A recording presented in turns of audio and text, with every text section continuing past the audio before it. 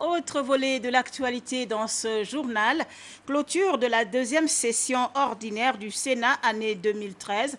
La cérémonie s'est déroulée en présence du Premier ministre, chef du gouvernement Raymond Ndangsima. Dans son allocution, Madame le Président du Sénat, Rose-Francine Rogombe, tout en renouvelant le soutien de la Haute Chambre du Parlement au gouvernement dans son action politique, elle a également salué l'organisation des élections locales sur la base d'un fichier intégrant des données à caractère biométrique. Presse Sénat.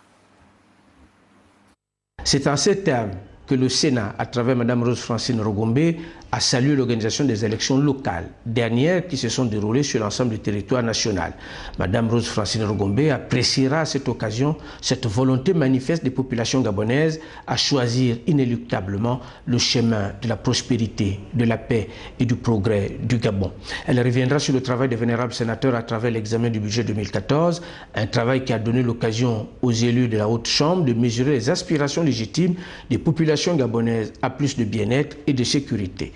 Dans le domaine législatif, le président du Sénat va rappeler l'adoption de plusieurs lois, dont celle des finances rectificatives 2013 et celle déterminant les ressources et les charges de l'État pour l'année 2014. Le Gabon vient d'organiser sans heurts et de façon globalement satisfaisante les élections sur la base d'un fichier intégrant des données à caractère biométrique. Cette démarche marque une étape importante dans la transparence des différentes consultations électorales et donc dans le renforcement de la démocratie.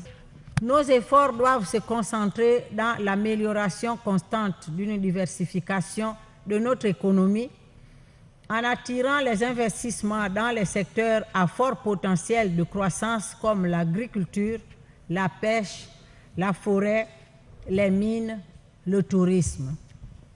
Madame Rose-Francine Rogombe appréciera fortement la perspective de la création d'un fonds de 100 milliards de francs CFA dans le cadre de la CEMAC pour l'emploi des jeunes, qui est une initiative saluée par les vénérables sénateurs, dira-t-elle.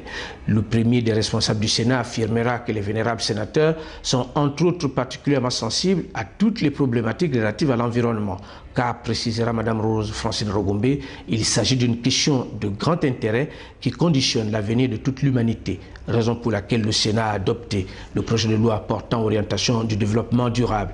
Dans son allocution, le président du Sénat va rappeler que dans le cadre du contrôle de l'action du gouvernement, le Premier ministre chef du gouvernement a été interpellé sur l'insalubrité à Libreville, un exercice qui démontre la vitalité de la démocratie gabonaise. Pour saluer la mémoire de Nelson Mandela, le Sénat, dira son président, se joint à l'hommage planétaire rendu à cette icône dont le courage, la persévérance, la foi agissante au service des idéaux de paix, de réconciliation, de tolérance et de dialogue lui ont valu le respect, la reconnaissance, mais également la considération de toutes les nations.